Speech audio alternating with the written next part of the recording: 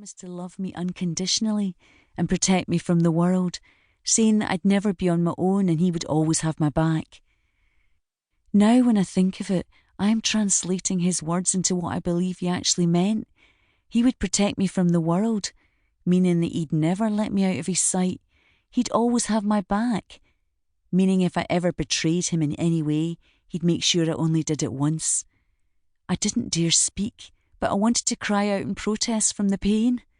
The waistband of my leggings had become damp from the blood and rainwater, which now soaked my back. I twisted my body so my left hip took some of the gravel. Quite quickly the leggings began to tear and fresh skin was exposed to the elements. A gap in the rain clouds appeared, and I noticed the brightest star I had ever seen. It lined the edges of the surrounding clouds with a beautiful white shimmer. It was so bright. I wondered if it was another sun, far away in our galaxy. I imagined it was Dad. He would never allow this to happen if he was still here.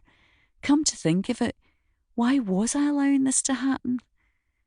I kept my eye on the star above as the anger began to build in my stomach. Suddenly, we stopped moving and my hair was released. Relief overwhelmed me as my scalp stopped burning.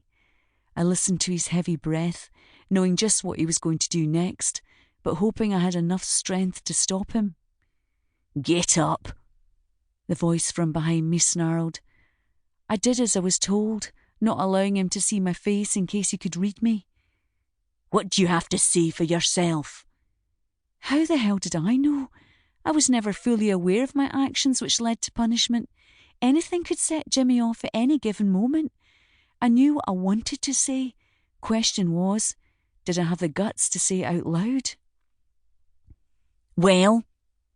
"Fuck you," I said, aiming for firm and loud but managing only a frightened rasp. He frowned, shocked at my audacity. "What did you just say?" I took a deep breath, ready to collapse in fear.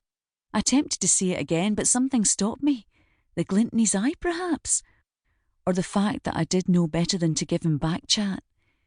He grabbed my face, digging his filthy nails into my cheeks. I wrapped my hands around his wrist, willing myself to push him away. "Please don't do this," I whimpered, but he only tightened his grip.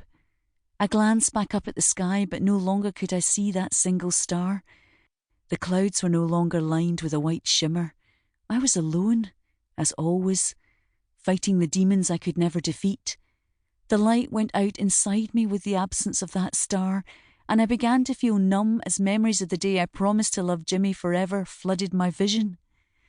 I heard the familiar sound of the Allen key opening the entrance to hell, the belly box, stuffed full with boxes of God knows what kind of crap, darkened corners littered with old newspapers, buckets and paint tins stretching across the floor.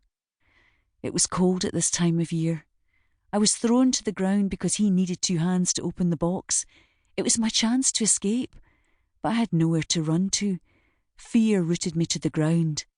I wanted it to open up and swallow me. Hell itself would be better than what was ahead of me. Another set of hands held onto my shoulders, and my heart sank. 2 against 1 was just not fair. "Why are you doing this to me?" I asked meekly. There was no reply. The second pair of hands hauled me up from the ground.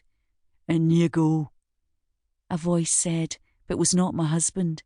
It was Rab, his sidekick, and the man who would do absolutely anything Jimmy told him to. I got to my feet, heart thudding against the wall of my chest. I stared at them both. Jimmy, who had said, "I do," and Rab, who had signed our register. How could the lives of 3 people and the relationship they shared have become so distorted, twisted, and evil? "Are you deaf?" Rab said, a grin spreading across his face so widely I imagined the corners of his mouth might crack. "Nah, she's not deaf, just defiant," Jimmy said, his tone flat and cold, matching the temperature of this freezing night. "Please," I pleaded again, feeling pathetic. Rab took a step forward and I felt myself cower back. Jimmy held a hand up, stopping Rab from coming any closer. "Cat, if you don't do as you're told, we'll have to do..."